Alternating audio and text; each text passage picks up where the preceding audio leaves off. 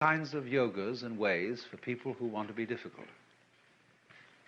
And one of the great gambits of a man like Gurdjieff was to make it all seem as difficult as possible, because that challenged the vanity of his students. If some teacher, some guru says, really, this isn't difficult at all, it's perfectly easy, some people will say, oh, he's not really the real thing. We want something tough and difficult, and when we see somebody starts out giving you a discipline that's very, very weird and rigid, people think, now there is the thing. That man means business. See? And so they flatter themselves by going to such a guy that they are serious students, whereas the other people are only dabblers and so on. All right, if you have to do it that way, that's the way you have to do it. But the Taoist is the kind of person who shows you the shortcut and shows you how to do it by intelligence rather than effort, because that's what it is. In so many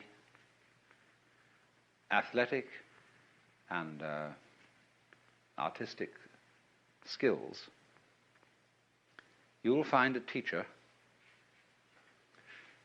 who teaches you how to do it without forcing it. I once studied the piano. I'm absolutely no good at it now because I don't practice. I'm involved in other things. But I had an absolutely superb teacher for a while. He was a very, very great musicologist. You know, there was nothing sloppy about his standards. They were the highest perfection. But when I first went to him, he said, let me see what you can do. So I played him a Scarlatti sonata. He said, yeah, but the trouble with you is you're trying too hard. You're hitting the piano, and you should never hit a piano. He said, actually, all you've got to do in order to play a piano is to drop your hands on it. And you need to have relaxed arms. So he made me practice for a while. He felt my muscles to see whether I was relaxed or not. And he said, now just drop your hand on the piano. I don't care what notes you hit, but just drop your hand. Let it fall. He said, there's enough energy in the weight of your arm to play as loud as you will, or as soft as you will. But just let it drop. He said, that's all you have to do, drop your hands. And he kept feeling my arms. He said, no, no, you're getting too tense. You must pretend you are Lao Tzu. And he was a very educated man. He knew about these things. And then he said, now, after dropping your hands, all you've got to do is to hit the right notes. And he said, you know, the same thing is involved in making a very complex trill. And he demonstrated. He just dropped his hand on the piano, and at the same time his fingers went flip like that. And there was this magnificent ornamentation. Then we went on, we'd practiced this for some time. He said, now let's get around to hitting the right notes. And he found immediately I had a block on reading music. Because when I was a small boy and studied piano at the age of roughly 8, I had a pestiferous teacher who was a mistress in this private school I went to in England. And she used to sit beside you and hit your fingers with a pencil every time you made a wrong note. Gregory Bateson, I think, was taught piano as a child in such a way. And he has a total block on reading music. He's got a brilliant mind, you know. He's a mathematician and great anthropologist, ethnologist, and so on. But he has a total block to reading music. And so this man had to teach me to overcome my block. And he said, now, first of all, feel perfectly free to make mistakes.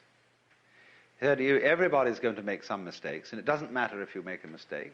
And if you do make a mistake, don't go back and do it over again, but just go on. So play as slowly as you like, don't hurry, just so long as you keep the relative rhythm, the relative values of the thing. Go slow and take it easy. Another thing is not to pay so much attention to the notes, but to the distances or intervals between them, because that is the significant jump. And this sort of overcomes, too, the difficulty of key signatures, where we started out learning music with this weird system that the lines on the stave really represent the major scale of C, and that therefore when you put a key signature at the beginning, you remember that every time supposing you're playing in F, every time you hit B, it should be B flat. Well, that's an extremely tedious way of learning music, and you just have to think in different keys. That's the only way to adjust to a key signature, and play the thing according to the intervals appropriate for that key. But you see, in this instance, this man, although he was a great perfectionist and was highly skilled in music, he used intelligence, first of all, to give you a shortcut, and then he also used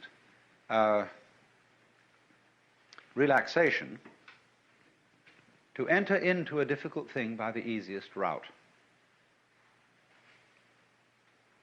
Did I tell you yesterday that incident about the seed, catching the seed by its hairs? I did, yeah. Well, you see, I was making the point there about intelligence, that when the wind blows and the seed responds like a living animal, you can't say that it's not a living animal, that it's only a seed with whiskers on, because those whiskers on the seed are a manifestation of the intelligence of the seed, in the same way as the sail manifests the intelligence of the sailor. So,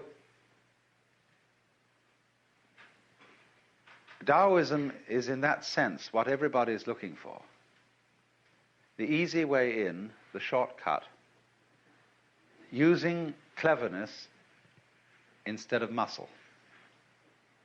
So the question naturally arises, isn't it cheating? When in any game somebody really starts using his intelligence, he will very likely be accused of cheating.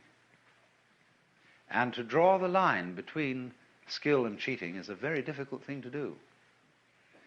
I'm sure if you've read Life magazine recently, you're aware of the tremendous controversy going on in the bridge world, because a champion team, a couple of partners, has been accused before the whole bridge world of cheating.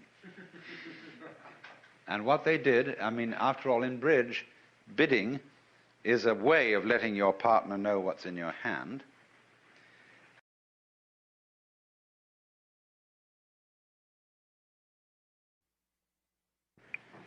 During the last two sessions, I've been talking to you principally about the philosophy of the Lao Tzu book, the Tao Te Ching. And now I want to shift today over to Zhuangzi. This Zhuangzi, so far as we know, lived about 300 BC, maybe a little earlier than that. And he is a very, very remarkable person, because the Zhuangzi book, he's also, more exactly, his name is Zhuangzhu.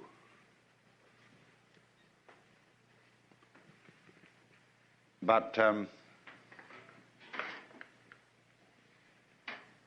his book, sometimes called simply the Zhuangzi book, is quite unique in the whole history of philosophy, because he's almost the only philosopher from the whole of antiquity who has real humor. and therefore he's an immensely encouraging person to read. But part of his humor is the art of exaggeration. And you always have to allow for that. You always have to realize that he's slightly pulling his own leg. He is, as in a group of people who are enthusiasts for something, but have humor, you very often find that when they're talking among themselves, they carry their own ideas to ludicrous extremes and roar with laughter about it. And Zhuangzi does that. Now, for example, he has a great deal to say about the value of the useless life. The whole notion of something, of life, any moment in life or any event in life being useful, that is to say, serving the end of some future event in life, is to a Taoist absurd. Because nothing is useful at all. The universe is viewed as purposeless and useless through and through, because it's a game. More than that, game doesn't really convey the sense of this. When a Taoist sage is wandering through the forest, he isn't going anywhere. He's just wandering. When he watches the clouds, he loves them because they have no special destination. He watches birds moving around. He watches the waves lapping on the shore. And just because all this is not busy in the way that human beings are busy, because it serves no end other than being what it is now, it is for that reason that he admires it, and it is for that reason that you get the peculiar styles of Chinese painting in the Tang, Sung, and later dynasties, where nature, in its wayward, wandering nature, is the main subject. When we say that something is without purpose, that's a put-down phrase. We say, well, it's no future in it. What's the use? No, we say, what's the use? And we need very much to realize that that question reflects our insanity. What's the future in it? What's the use? The joy for the Taoist is that things have no use, and the future is not important. Now, you can exaggerate this, and Zhuangzi does in a very humorous way, by describing the ideal useless man. He's a hunchback, and he's so deformed that his chin rests on his navel, and so on. And but he says, now this man is very admirable. He's found the secret of life, because when the social service workers come around, he's the first to get a free handout. And when the military officers come around to conscript people for the army, he's the first to be rejected. Therefore, he lives long. And he also describes a case of some travelers came across an enormous tree. Fantastic thing. And they said, never did anyone see such a tree. So they went up and looked at it, and first they tested the leaves and found that they were rough and disagreeable and no good to eat. Then they looked at the branches and found that they were all twisted and absolutely no good for using as sticks. Then they examined the wood and found it was full of pith and absolutely useless for a carpenter. So nobody had disturbed this tree. It was not used for cutting down or any purpose whatsoever. And so it grew to an enormous size and was of great age. Now, Zhuangzi is here pulling our legs. He is not exactly asking us to take all that literally, but this is his way of doing things. Then also he describes the behavior of the high form of man. And he says, the man of character, that is, in this case, the word de we were discussing yesterday, the man of character lives at home without exercising his mind and performs actions without worry. The notions of right and wrong and the praise and blame of others do not disturb him. When within the four seas all people can enjoy themselves, that is happiness for him. When all people are well provided, that is peace for him. Sorrowful in countenance, he looks like a baby who has lost its mother. Appearing stupid, he goes about like one who has lost his way. He has plenty of money to spend and does not know where it comes from. He drinks and eats just enough and does not know where the food comes from. This is the demeanor of the man of character. Then, by contrast, the hypocrites are those people who regard as good whatever the world acclaims as good, and regard as right whatever the world acclaims as right. When you tell them that they are men of Tao, then their countenances change with satisfaction. When you call them hypocrites, then they look displeased. All their lives they call themselves men of Tao, and all their lives they remain hypocrites. They know how to give a good speech and tell appropriate anecdotes in order to attract the crowd. But from the very beginning to the very end, they do not know what it's all about. They put on the proper garb and dress in the proper colors and put on a decorous appearance in order to make themselves popular, but refuse to admit that they're hypocrites. So on. But this explanation of the man who is stupid in countenance and appearance and is wandering about as if he had lost his way and doesn't know anything, of course, is based on the text in Lao Tzu where he says, the people of the world are merrymaking, as if partaking of the sacrificial feasts, as if mounting the terrace in spring. I alone am mild, like one unemployed, like a newborn babe that cannot yet smile, unattached, like one without a home. The people of the world have enough and to spare, but I am like one left out. My heart must be that of a fool, being muddled, nebulous. The vulgar are knowing, luminous. I alone am dull, confused. The vulgar are clever, self-assured. I alone depressed, patient as the sea, adrift, seemingly aimless. The people of the world all have a purpose. I alone appear stubborn and uncouth.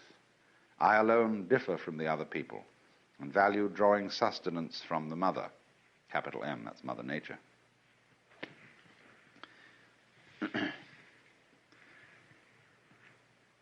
So,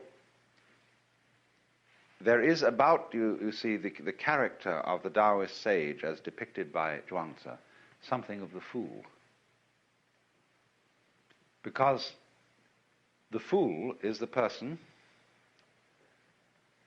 who doesn't know enough to come in out of the rain, who doesn't compete. Everybody else gets before him to the prizes, the material prizes of life, and even to the spiritual prizes.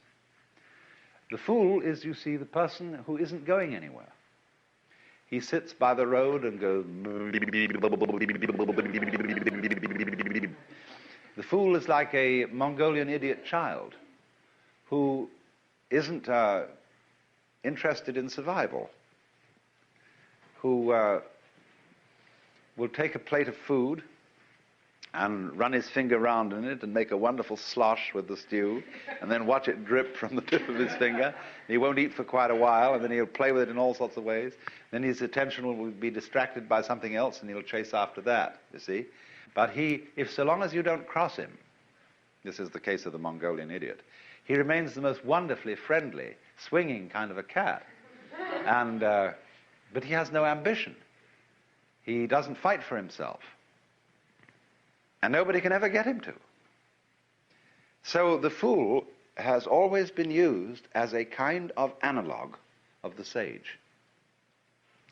There's a Hindu verse which says, sometimes naked, sometimes mad, now as a scholar, now as a fool, thus they appear on earth, the free men. And if you read the biographies of the early life of Sri Ramakrishna or Sri Ramana Maharshi, they are absolutely wild. Now, not all of this, you see, again, just as in reading Zhuangzi, you mustn't take it too literally. These things are said by way of a kind of overstress to correct another kind of overstress in the opposite direction. When a Japanese scholar many years ago explained the teaching of Buddhism to me, he said something I had never heard anybody else say, that the Buddha taught, for example, that life is suffering in order to correct the wrong view that it ought to be pleasure. He said that everything is impermanent in order to correct the wrong view that reality lasts forever in time.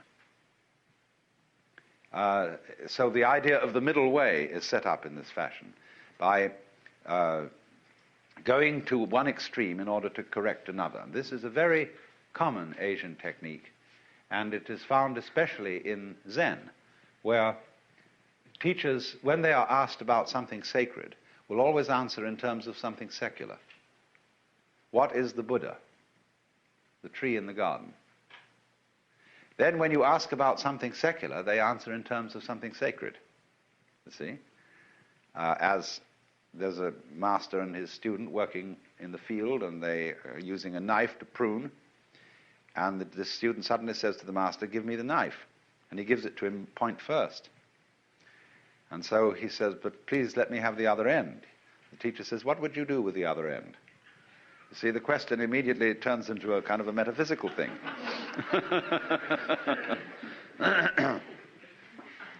So this play back and forth between the extremes has as its interior design the awakening of the mind to polarity that I was talking to you about yesterday, this thing of mutual arising. Zhuangzi tells a story about this. He says a certain keeper of monkeys said with regard to their ration of nuts that each monkey should have 3 in the morning and 4 at night. But at this the monkeys were very angry.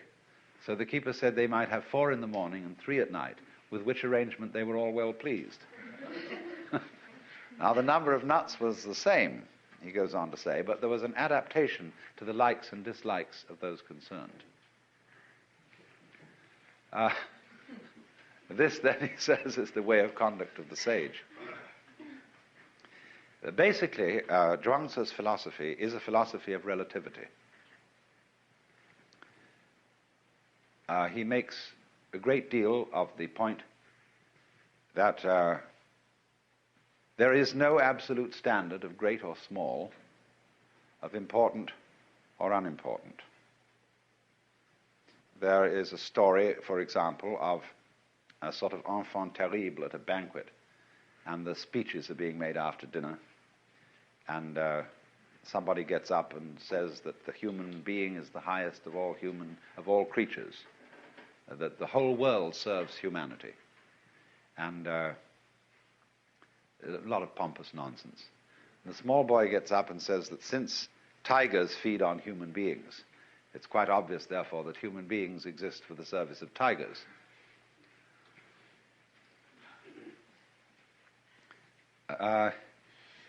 For Zhuangzi, you must get the point of view that small things are as big things can be, and big things are as small things can be. Everything can be looked at as great or small, important and unimportant, and all the steps between. Because his conception of the world is essentially cyclic. In his idea of the circle, and Taoist and Zen teachers have a whole method of teaching by circles and drawing circles. The center of a circle is any point on the circumference. You can begin anywhere. There's a koan in Zen Buddhism which asks the question, Indra built the seamless tower. Where did he start? Now, a seamless tower is like a sleeve with no seam on it. It's a continuous cylinder of cloth. So the continuous cylindrical tower is the seamless tower. Where do you start? So in the same way, where does the circle start? The circle of life, the cycle of life, the interdependence of the bees and the flowers, the interdependence of long and short, you see, it's all circular. And so there is nowhere and there is everywhere that it can begin. In the same way, when he discusses the organs of the body, he makes a catalogue of all these organs and says, now, which do you prefer?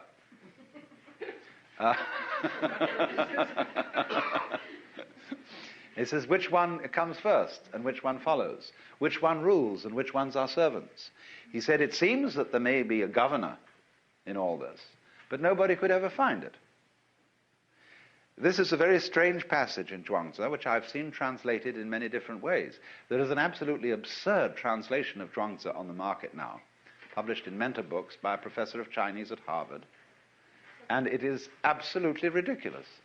The whole thing is made by a man who is, I'm sure, an ex-missionary, and keeps talking about God. Well, there is no expression in Zhuangzi for God. There is this expression, Tianran, which has almost the same meaning as Ziran, spontaneity, of itself so. This means something is so through the power of heaven. Now, heaven, Tian, means simply the universe. As you look out from Earth, which is, as it were, the center or the base, everything else, the whole expanse of the cosmos, is Tian, heaven. And there is no connection in the idea of heaven with some sort of personal ruler of the universe. So the notion of God, you see, as we understand it, is really very foreign indeed to Taoist thought. And when you see somebody translating this as God, it gives a very wrong impression of this teaching. For example, there is a passage in which Shun asked Zheng, saying, can one get the Tao so as to have it for one's own?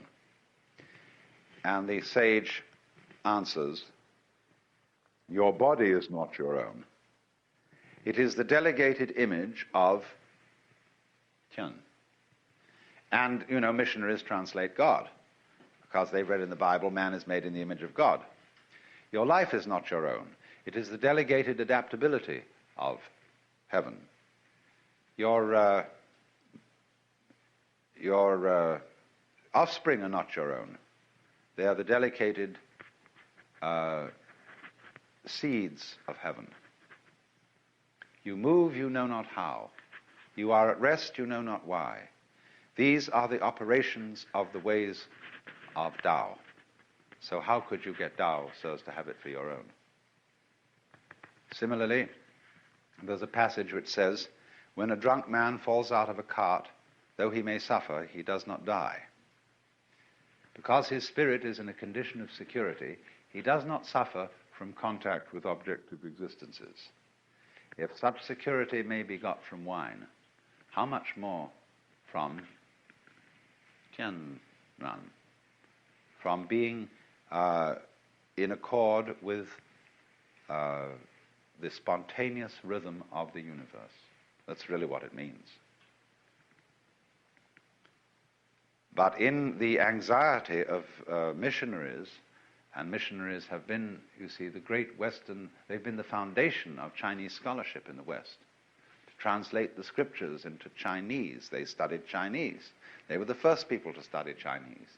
And they have constantly, therefore, had an interest in slipping Chinese, Christian ideas into Chinese classics, just in the same way as when you read Monia Williams's Sanskrit dictionary, which is the base dictionary for Sanskrit study for centuries. It's all made up with a missionary bias.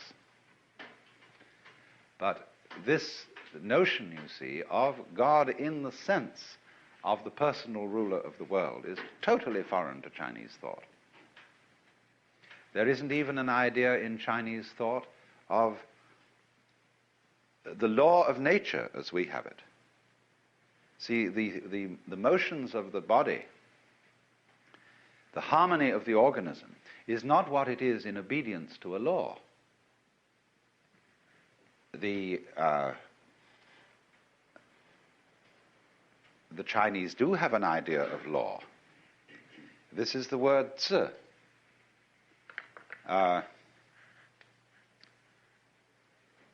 This is an interesting character, nowadays written this way.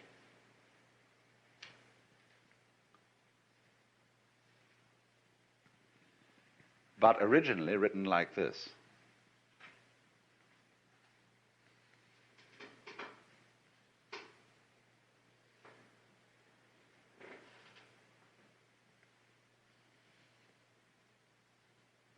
This is tse. This is a drawing of a sacrificial iron cauldron with a knife beside it. And it comes from a time when the laws were inscribed on the sacrificial cauldrons, so that when people came to offer their sacrifices, they would read the laws. Certain sages objected to this and said that if the people know what the laws are in the fixed terms of writing, they will develop a litigious spirit. That is to say, they'll start haggling about what it really says. And as you know, that is the principal occupation of lawyers. And they said that the thing is that you mustn't write it down like that. And so the Tao is described as wuzi. We would translate literally lawless, but it means, of course, transcending this kind of law, which is specific law. Positive law, I think, is the correct legal term. So there is no notion in the Taoist philosophy, or one might almost say in Chinese philosophy as a whole, for this certainly includes Confucianism, no notion whatsoever of the world as responding to a boss. So the body, in other words, does not have in it a ruling organ. Its order is the consequence of, or the operation of, every part of it existing together simultaneously, arising mutually. There's no governor.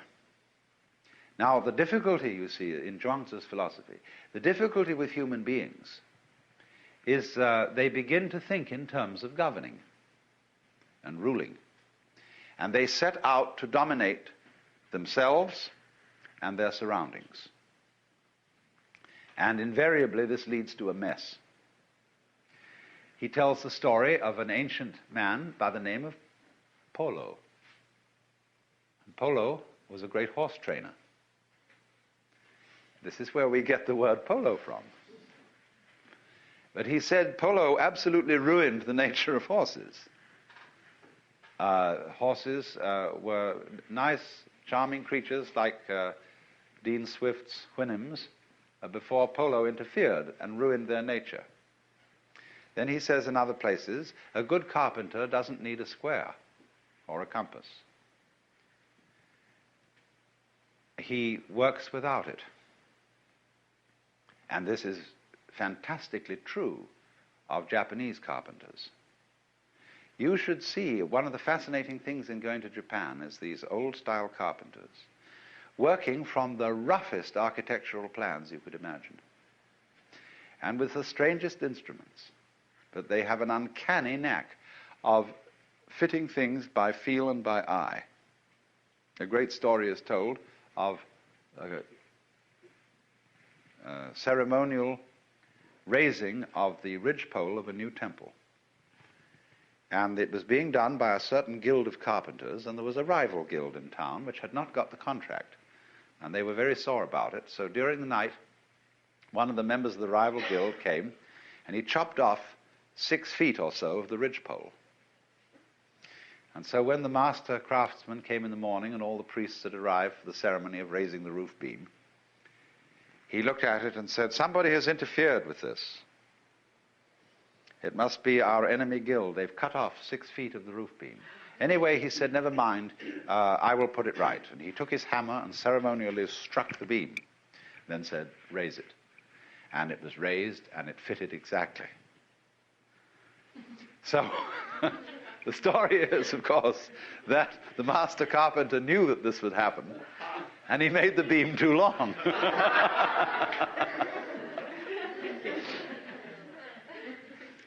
Those sort of stories are always associated with the art of carpentry.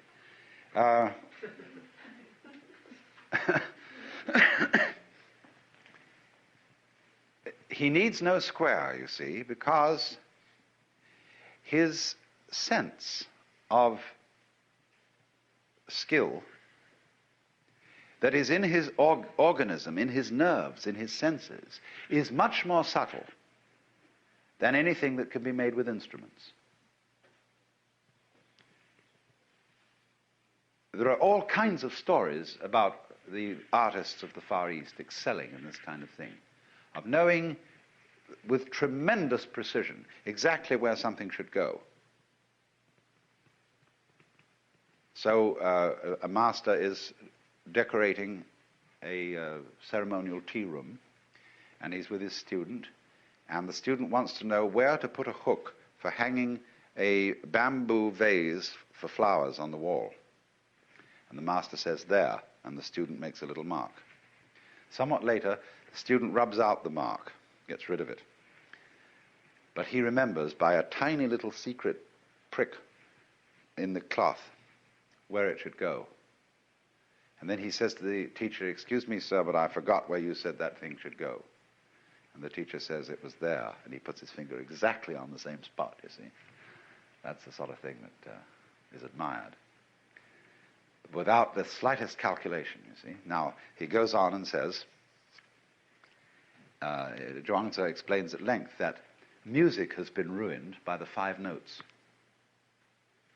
He says the 5 notes will make a man deaf, and the 5 colors will make a man blind. Now, what does this mean? It's, the thing is that if you think there are only 5 notes, you can't hear. If you think there are only 5 colors, you can't see. The moment you say, this is a problem that we have in music, that we've got a notation, which is our chromatic scale. And the stave, the way we can write music, is limited to that possibility. But there are all kinds of subtleties between every one of our notes. Same way in writing our rhythm. We have to go in steps from whole note, half note, quarter note, 8th note, 16th note, and so on. And we can increase the value of each by 1/2 by dotting it. But that's the limit of our rhythmic expression. Whereas in all Oriental music, you have an infinite continuum, both of tone and of rhythm. They make the most extraordinarily complicated rhythms. And the way you learn music is not from notation, not from measures, but from the living body of your teacher demonstrating the ways of playing instruments. So you follow the teacher, the man, instead of what it says in a book.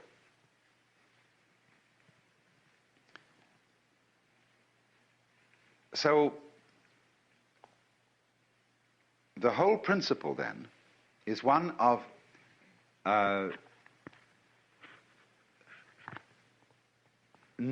of success in life through not pushing it around, through not trying to govern it.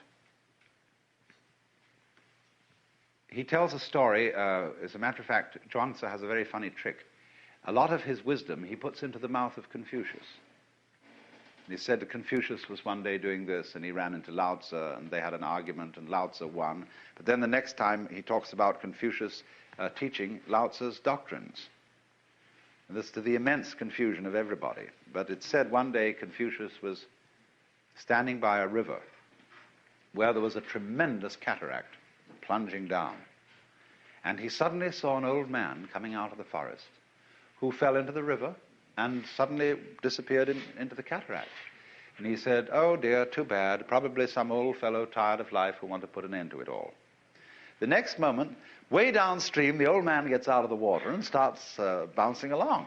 And Confucius is amazed, and he sends one of his disciples to catch this fellow before he disappears.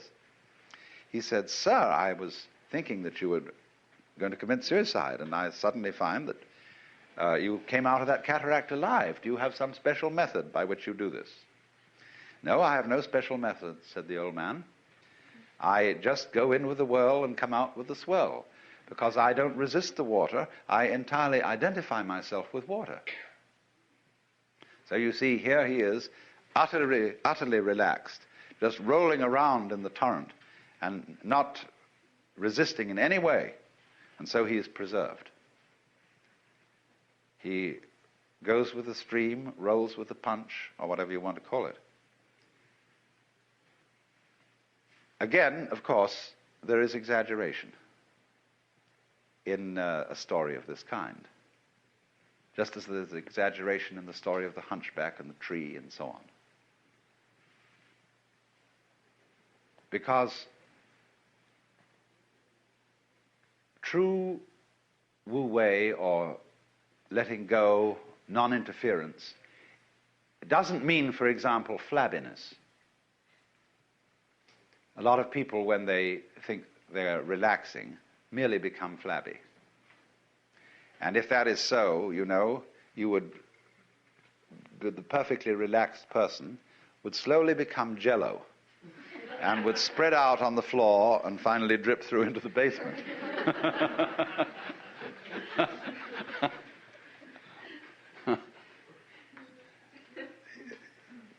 Relaxation, you see, is simply something that happens when there's too much yang in you, too much of the positive.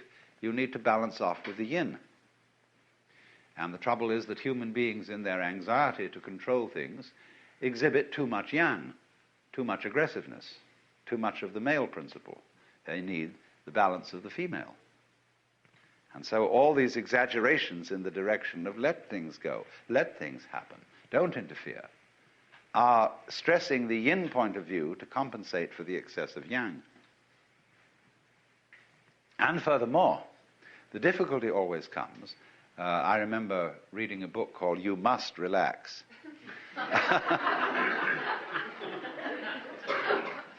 The difficulty always arises when one feels I must relax, I've got to let go and let things happen.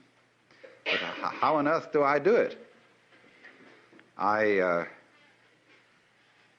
Even in trying to relax, I'm all tense because I'm anxious that it must happen, and maybe it won't, and how do you do it, you see? You can't achieve wu wei like that.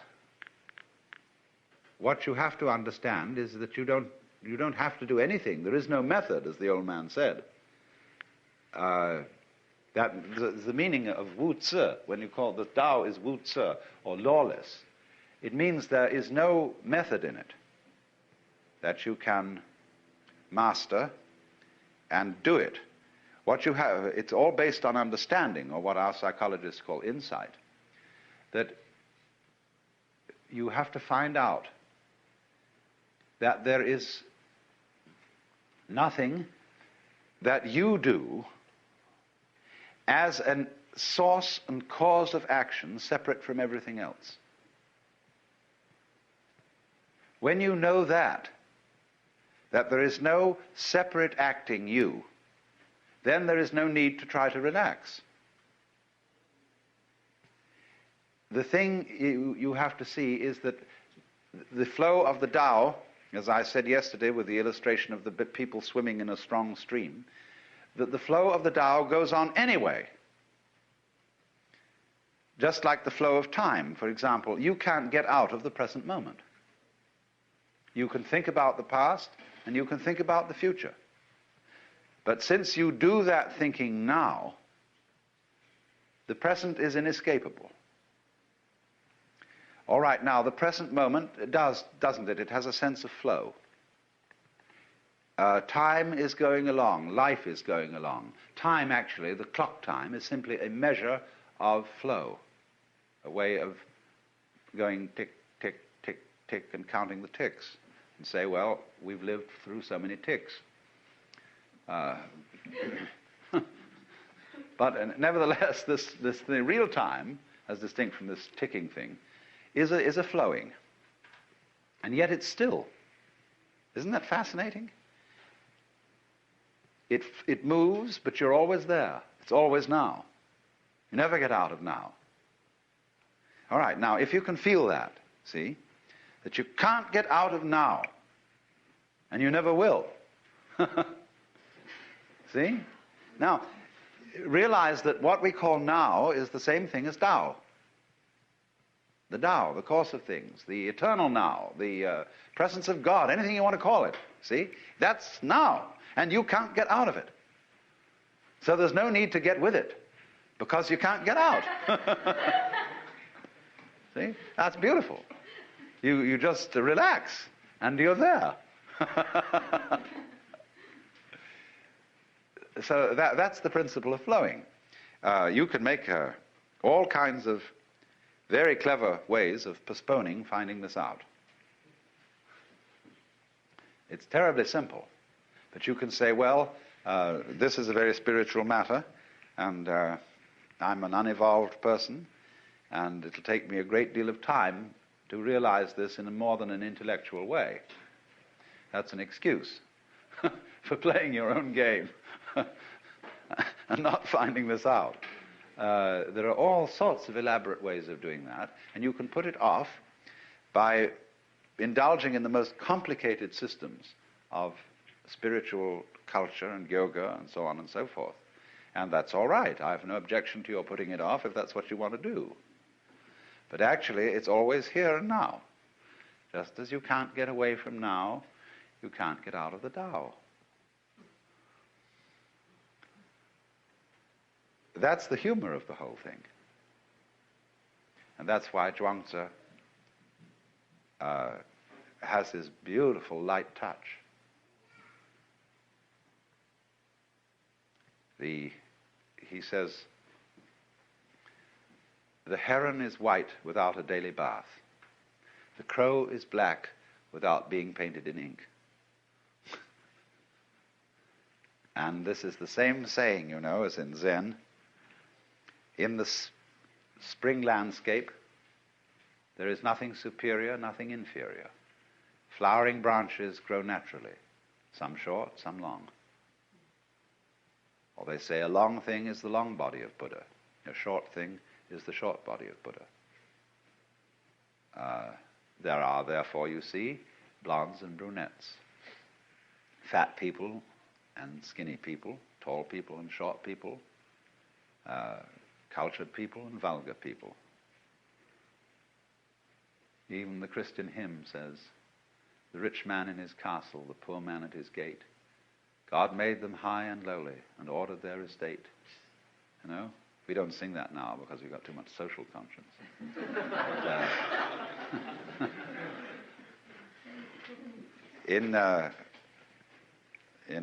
I think I probably read this passage yesterday. Maybe I didn't.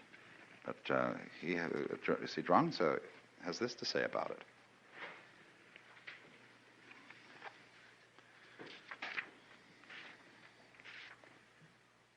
Those who say that they would have right without its correlate wrong, or good government without its correlate misrule, do not apprehend the great principles of the universe, nor the nature of all creation. One might as well talk of the existence of heaven without that of earth, or of the negative principle, yin, without the positive, yang, which is clearly impossible. Yet people keep on discussing it without stop. Such people must be either fools or knaves. Of course, one could always reply to Zhuangzi that there have to be fools and knaves so that we can recognize the existence of sages.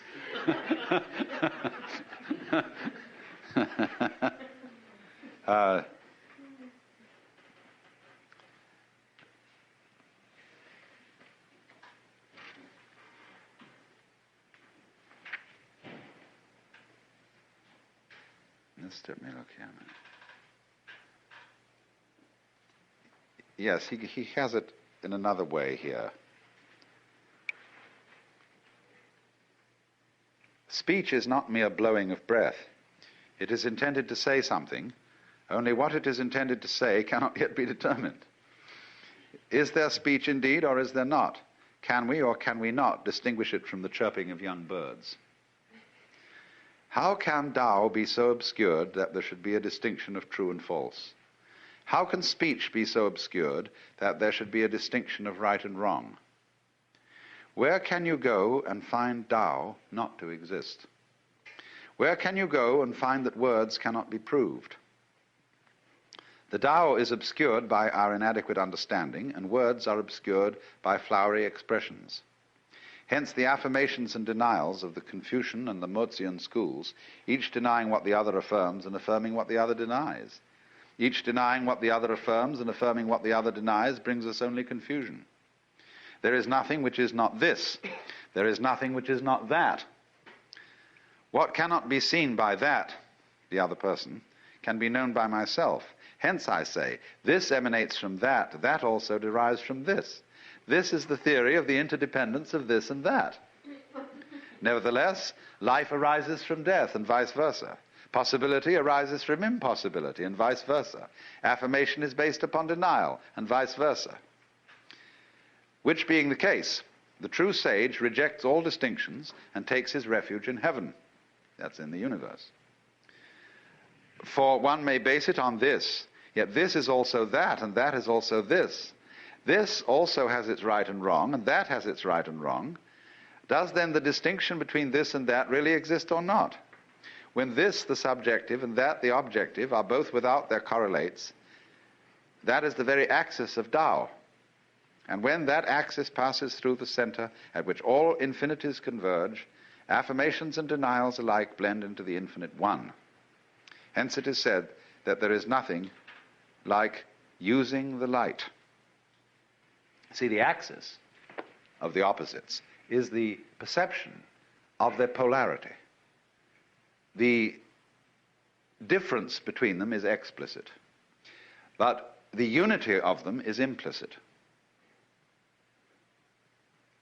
The difference, the explicit difference between two ends of a stick, but the implicit unity that they are ends of the same stick, you see? So that's the axis. The axis of Tao is the, you might call it the secret conspiracy that it lies between all poles and all opposites, which is implicit, esoteric, or whatever you want to call it, that they're fundamentally one. So that unity, whether it's between you and the universe, or whatever polarity you want to take, is not something that has to be brought into being. If one brings it into being, one assumes that it doesn't exist. That's called in Zen putting legs on a snake or a beard on a eunuch. There's something unnecessary, you see. So it exists, it is always there, and you can see it so vividly. And actually almost put your finger on it and sense it, if you understand that the movement of the Tao is exactly the same thing as the present moment. Now, of course, if you try to grab the present moment and get ready with your clapper and say, now! It's gone. The finer and finer you draw the hairline on the watch to just know exactly when now is, you eventually get to the point where you can't see it at all. See? But if you leave it alone and you don't try to grab the moment as it flies, well, it's always there. See, you don't have to mark it. You don't have to put your finger on it, because it's everything that there is. And so the present moment suddenly expands. And it contains the whole of time, all past, all future, everything. You never have to hold on to it. It is believed generally in India that when a person sets out on the way of liberation, his first problem is to become free from his past karma. The popular theory of karma, the word that literally means action or doing in Sanskrit, so that when we say that something that happens to you is your karma, it's like saying in English, it's your own doing. But in popular Indian belief, karma is a sort of built-in moral law, or a law of retribution, such that all the bad things you do and all the good things you do have consequences which you have to inherit.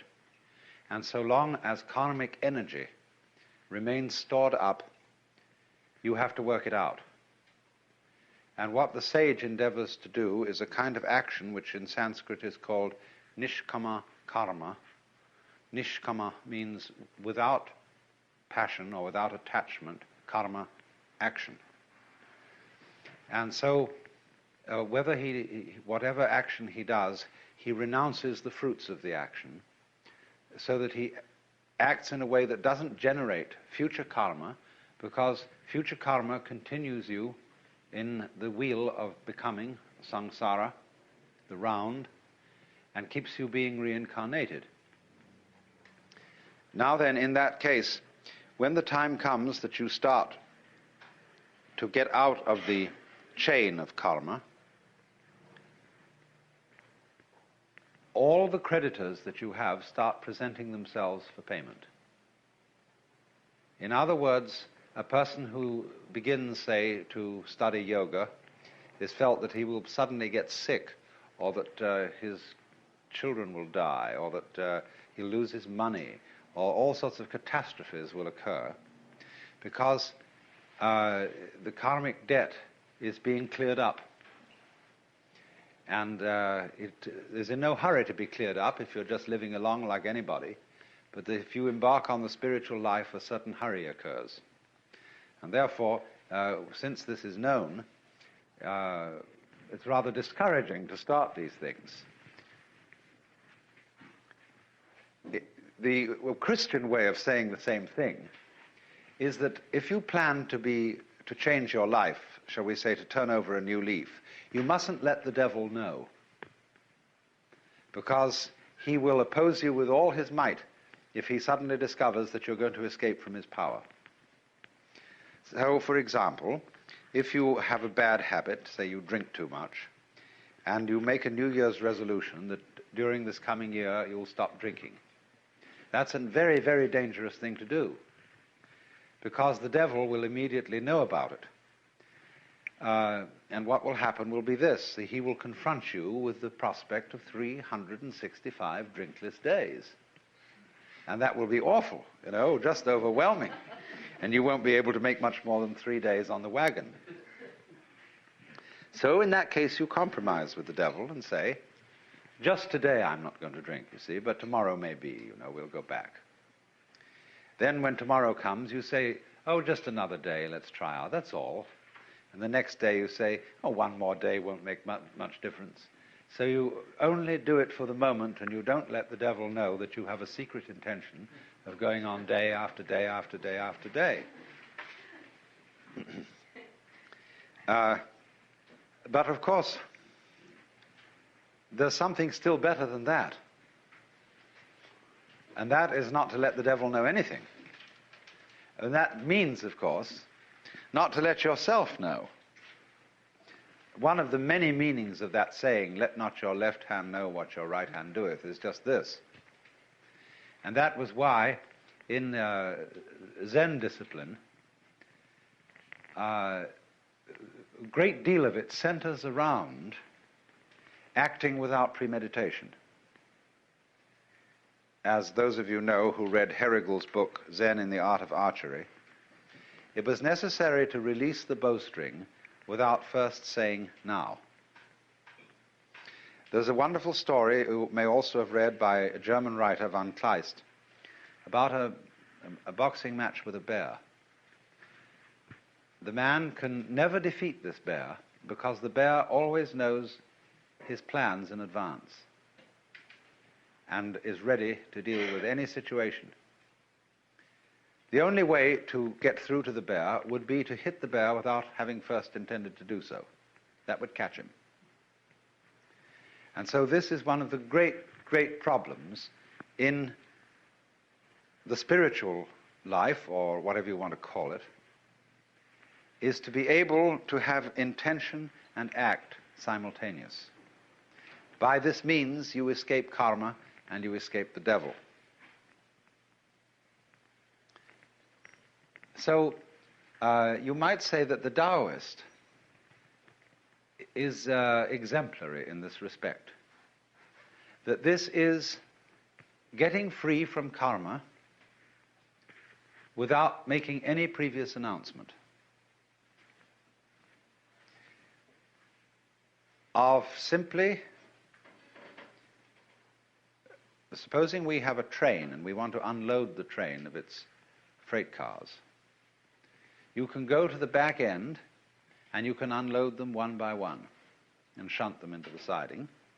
But the simplest of all ways of unloading is to uncouple between the engine and the first car, and that gets rid of the whole bunch at once. And it is in that sort of way, you see, that the Taoist gets rid of karma without challenging it.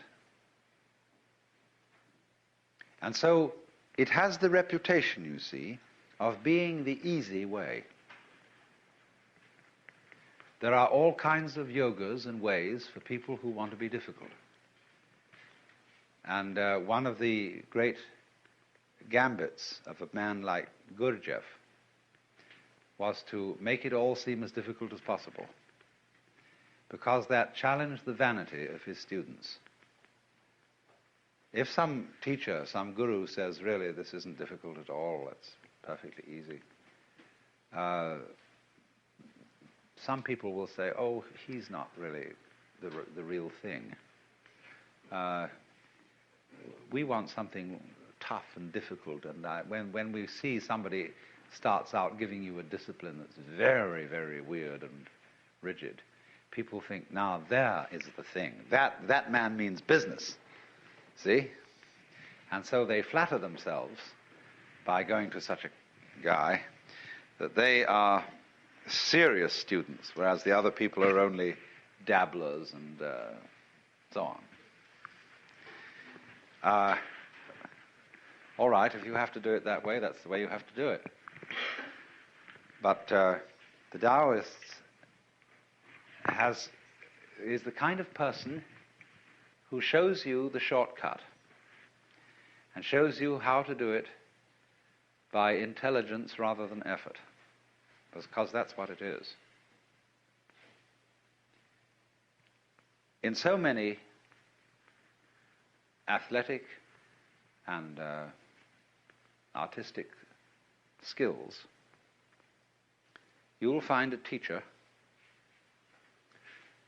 who teaches you how to do it without forcing it. I once studied the piano. I'm absolutely no good at it now because I don't practice. I'm involved in other things. But I had an absolutely superb teacher for a while. He was a very, very great musicologist. You know, there was nothing sloppy about his standards. They were the highest perfection. But when I first went to him, he said, let me see what you can do. So I played him a Scarlatti sonata. He said, yeah, but the trouble with you is you're trying too hard. You're hitting the piano, and you should never hit a piano. He said, actually, all you've got to do in order to play a piano is to drop your hands on it. And you need to have relaxed arms. So he made me practice for a while. He felt my muscles to see whether I was relaxed or not. And he said, now just drop your hand on the piano. I don't care what notes you hit, but just drop your hand. Let it fall.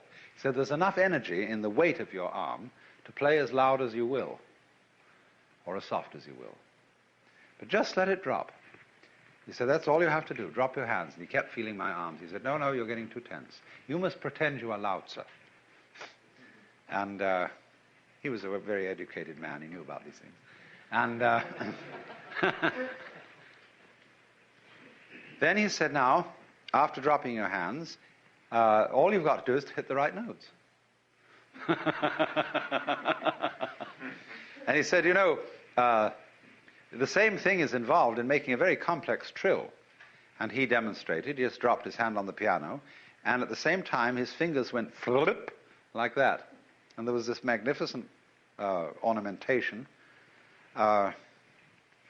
Then we went on, we'd practiced this for some time. He said, now let's get around to hitting the right notes. And he found immediately I had a block on reading music.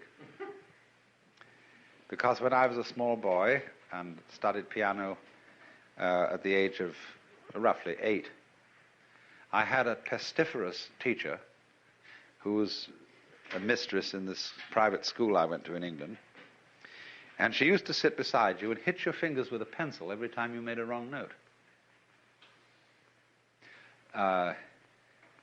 Gregory Bateson, I think, was taught piano as a child in such a way, and he has a total block on reading music. I mean, he's got a brilliant mind, you know. He's a mathematician and great anthropologist, ethnologist, and so on, but he has a total block to reading music. And so this man had to teach me to overcome my block. And he said, now, first of all, feel perfectly free to make mistakes. He said, everybody's going to make some mistakes, and it doesn't matter if you make a mistake. And if you do make a mistake, don't go back and do it over again, but just go on. So play as slowly as you like, don't hurry, just so long as you keep the relative rhythm, the relative values of the thing. Go slow and take it easy. Another thing is not to pay so much attention to the notes, but to the distances or intervals between them, because that is the significant jump.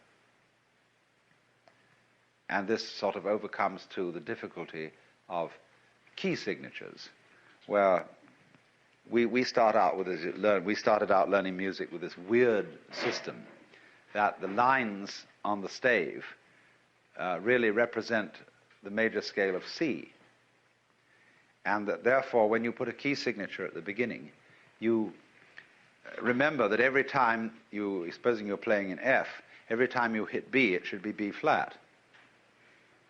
Well, that's an extremely tedious way of learning music, and you just have to think in different keys. That's the only way to adjust to a key signature, and play the thing according to the intervals appropriate for that key.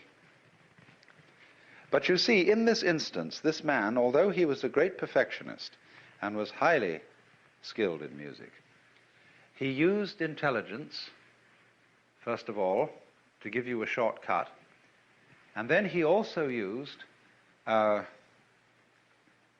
relaxation to enter into a difficult thing by the easiest route. Did I tell you yesterday that incident about the seed, catching the seed by its hairs? I did, yeah. Well, you see, I was making the point there about intelligence, that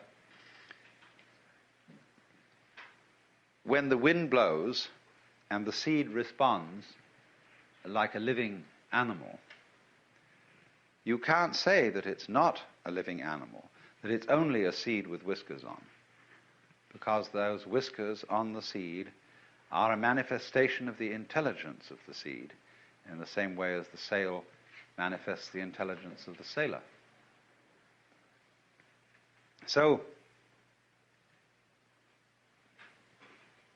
Taoism is in that sense what everybody is looking for. The easy way in, the shortcut, using cleverness instead of muscle. So the question naturally arises, isn't it cheating? When in any game somebody really starts using his intelligence, he will very likely be accused of cheating. And to draw the line between skill and cheating is a very difficult thing to do. I'm sure if you've read Life magazine recently, you're aware of the tremendous controversy going on in the bridge world, because a champion team, a couple of partners, has been accused before the whole bridge world of cheating. And what they did, I mean, after all, in bridge, bidding is a way of letting your partner know what's in your hand.